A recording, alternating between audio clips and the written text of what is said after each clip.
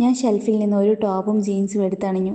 Shawl പിൻ ചെയ്യാൻ മിററിൻ്റെ മുന്നിൽ നിന്നപ്പോൾ എനിക്ക് തന്നെ തോന്നി, ഉമ്മ പറഞ്ഞതുപോലെ ഇച്ചിരിയല്ല ഒത്തിരി കറുത്തിട്ടാണ്.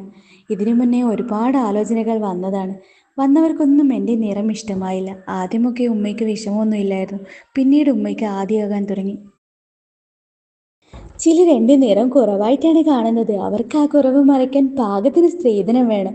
അങ്ങനെയുള്ളവരെ എനിക്ക് വേണ്ടെന്ന് ഞാനും തീരുമാനിച്ചു.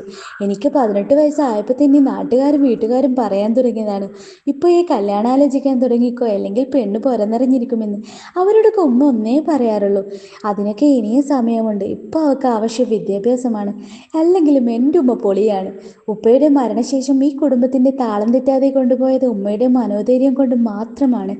അല്ലെങ്കിലും സഹിക്കാൻ പറ്റില്ലെന്ന് തോന്നുന്ന പലതിനെയും സഹിക്കാൻ പഠിപ്പിക്കുന്നതാണല്ലോ സാഹചര്യം. മോളെ നാജിയെ, എന്തെടുക്കുവാ?